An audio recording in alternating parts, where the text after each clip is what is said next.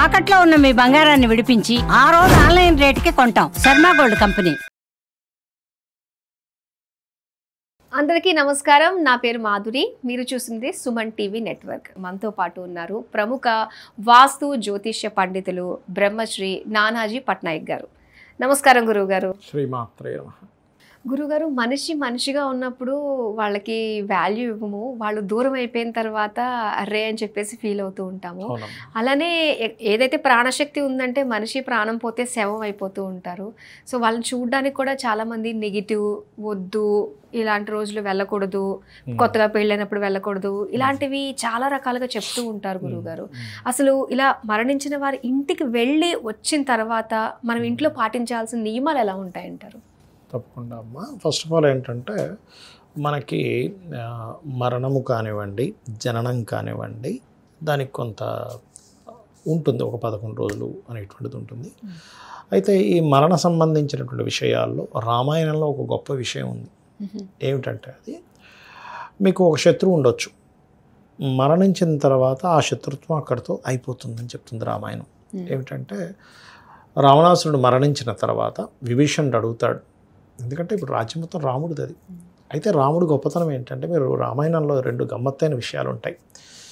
విభీషణుడు వాళ్ళ యొక్క పరివారంతో ఇంకా మనకి ఆ సముద్రాన్ని దాటక ముందు లంకకి యువతలు ఉన్నప్పుడు రాముడిని వచ్చి కలిసినప్పుడు విభీషణుడికి ముందుగానే పట్టాభిషేకం చేసేస్తాడు. అంటే రాముడికి ఉన్న కాన్ఫిడెన్స్ అది, నేను ఎట్లాగైనా సరే రావణాసుని సంహరిస్తాను, నేను రాజ్యం చేసేస్తాను.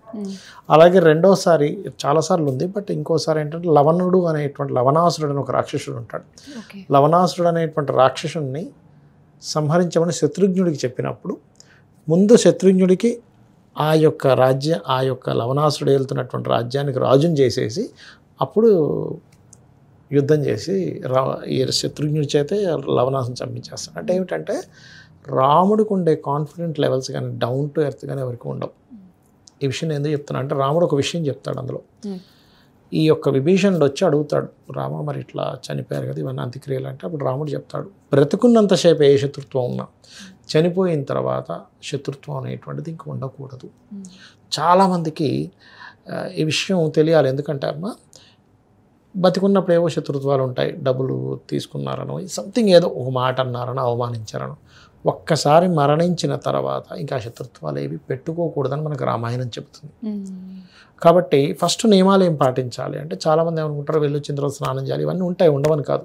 కానీ మొట్టమొదటిగా మన శాస్త్రం చెప్తుంది ఏమిటంటే, వాళ్ళు బాధల్లో ఉంటారు కాబట్టి నువ్వేం హెల్ప్ చేయగలవు, వాళ్ళకి డబ్బులు లేవు, ఏమైనా డబ్బులు ఇవ్వగలవా, లేకపోతే వాళ్ళకి ఏదైనా మోరల్ హెల్ప్ ఏమైనా చేయగలవా, నీకు డబ్బులు కూడా లేవు, మోరల్గా నువ్వేమైనా సపోర్టివ్గా మాట్లాడగలవా. ఇంకా శాస్త్రం ఏం చెప్తుందంటే, వాళ్ళని ఇంట్లో వండుకోకుండా మనమే చుట్టూ ఉండేటువంటి చుట్టాలు వాళ్ళకి మాట్లాడుకొని మనం టిఫిన్ పంపిద్దాము పొద్దున్నే, లేకపోతే మనం ఫుడ్ పంపిద్దాము అని చెప్పి వాళ్ళకి చేయగలగాలి. అది చాలా చాలా గొప్ప అంశంగా చెప్పింది శాస్త్రంలో. ఎందుకంటే ఒక మనిషి మరణించిన తర్వాత 2 గడియల సమయంలో ఆ యొక్క యమబట్టలు తీసుకొని వెళ్ళి మళ్ళీ వెంటనే తీసుకొచ్చి ఆ ఇంట్లో వదిలేస్తారు. మీకు ఆ నలుగురు సినిమా చూసారా? ఆ నలుగురిలో ఆ రాజేంద్ర ప్రసాద్ పాప అందరితో మాట్లాడదామని చూస్తారు. ఆ యొక్క ఘట్టం చాలా స్పష్టంగా ఆ యొక్క గరుడ పురాణంలో ఉంది, మీరు చదవచ్చు కావాలంటే. ప్రతి మనిషి చనిపోగానే ఇంత సైజు అవుతాడు అమ్మ ఆత్మ, ఇంత సైజు, ఒక వెలుగులాగా ఇంత సైజు ఉంటుంది. అది ఇంట్లో ప్రతి ఒక్కరితో మాట్లాడదామని ప్రయత్నం చేస్తూ ఉంటుంది. వాళ్ళ కొడుకు, కూతురు, తల్లి, అంటే ఎవరుంటే వాళ్ళు, తమ్ముడితో, బావమరితో, అరే నేను మాట్లాడరా వాళ్ళకేం వినబడదు. ఇప్పుడు మనం చుట్టూ మనం 4 ఉన్నాం అనుకున్నాం ఇక్కడ, కెమెరామ్యాన్, అబ్బాయి, కానీ ఇక్కడ ఇంకో ఆత్మ తిరుగుతుంది, మనకు తెలియదుగా. అలాగే ఆ ఇంట్లో తిరుగుతూ మాట్లాడదామని ప్రయత్నం చేస్తూ ఉంటుంది. అది 11 రోజులు అక్కడే ఉంటుంది. అందుకని మనకి శాస్త్రాలు ఏం చెప్తారు, సరే వాడు ఎంత దుర్మార్గుడు కావచ్చు, ఎంత పిచ్చి పనులు చేసి ఉండొచ్చు, చనిపోయాడు అన్నాక ఇంకా ఆ వ్యక్తి గురించి చెడు మాట్లాడకూడదని చెప్తుంది. చనిపోయిన ఇంటికి నువ్వు వెళ్ళి ఏదైనా సపోర్ట్ చేయాలని చెప్తుంది. చాలామంది తెలియక, అంటే ఇప్పుడు ఇందాక మీరు అన్నారు ఒక మాట, పెళ్ళి అయిన తర్వాత వెళ్ళకూడదు, ఇట్లాంటివి కొన్ని ఉన్నాయి. కానీ తప్పనిసరి అయితే వెళ్ళాల్సి వస్తుంది, తప్పులేదు. కానీ పెళ్ళైన జంటను మాత్రం పంపించాలి. ఎందుకంటే మహిళ అంటారు దాన్ని, పురిటి మహిళ ఉంటుంది, తర్వాత ఉంటుంది. ఆ మహిళ సమయంలో ఆ 11 రోజులు టెంపుల్ కూడా వెళ్ళరు. 11 రోజుల తర్వాత వెళ్తారు మళ్ళీ. చాలామంది తెలియక 11 రోజుల తర్వాత కూడా వెళ్ళరు టెంపుల్గా, తప్పు. మళ్ళీ 11 రోజులు ఇంట్లో పెట్టేటువంటి దీపం పెడుతూ దాని తర్వాత దేవుడికి దీపం పెట్టాలి. చాలామంది తెలియక సంవత్సరం పొడుగునా పెట్టరు. అది పెద్ద మిస్టేక్ అది. అదే 11 రోజులు టెంపుల్లోకి వెళ్ళి నిద్రపోమంటారు. ఎందుకు ఆ రోజు నుంచి టెంపుల్కి వెళ్ళొచ్చని అర్థం. అయితే మన వాళ్ళు ఎంత హైజెనిక్గా ఎంత ఆలోచించారా, ఎంత సైంటిఫిక్గా ఆలోచించారా అనిపిస్తుంటుంది. ఆ ఇంటికి వెళ్ళినటువంటి వ్యక్తి ఖచ్చితంగా ఇంటికి వచ్చి స్నానం చేస్తాడు. ఎందుకు అంటే మన వాళ్ళు అప్పుడే కొన్ని లక్షల సంవత్సరాల క్రితమే ఈ యొక్క సిస్టమ్ అనేటువంటిది ఉందంటే ఒక మనిషి చనిపోయిన తర్వాత అక్కడ ఉండేటువంటి బ్యాక్టీరియా ఎలా ఫామ్ అవుతుంది, అది ఏ రకంగా మనకు వస్తుంది అనేటువంటి దాంతో వెరీ క్లియర్గా. అది కేవలం బాహ్యంగానే కాకుండా 11 days దానికంటూ ఒక అంటు, అంటే ఇన్ని రోజులు టైం పడుతుంది అది తొలగిపోవడానికి అనేటువంటి ఒక సిస్టమ్ ఉంది ఆ రకంగా. అట్లాగే మరొకటి ఏంటంటే ఇంటికి వచ్చిన తర్వాత కూడా ఆ వ్యక్తి గురించి అసలు అక్కడ మాట్లాడుకోలేదు. ఇంటికి వచ్చిన తర్వాత కూడా చెడు మాట్లాడకూడదు. మొట్టమొదటిగా మీరు తెలుసుకోవాల్సింది ఏంటంటే చనిపోయిన ఇంటికి వెళ్ళి వచ్చిన వ్యక్తి ఆ వ్యక్తి గురించి 1% కూడా చెడు మాట్లాడకూడదు. వీలైతే మంచి మాట్లాడాలి, లేకపోతే గమనుండు, సైలెంట్ కూర్చో, ఏం మాట్లాడు. అది ముఖ్యంగా ప్రధానం. ఇంకోటి నువ్వు హెల్ప్ చేయగలగాలి. ఇందులో కొడుకులు ఖచ్చితంగా, ఇప్పుడు మరణించిన వ్యక్తి యొక్క కొడుకులు ఖచ్చితంగా శవాన్ని మొయ్యాలట.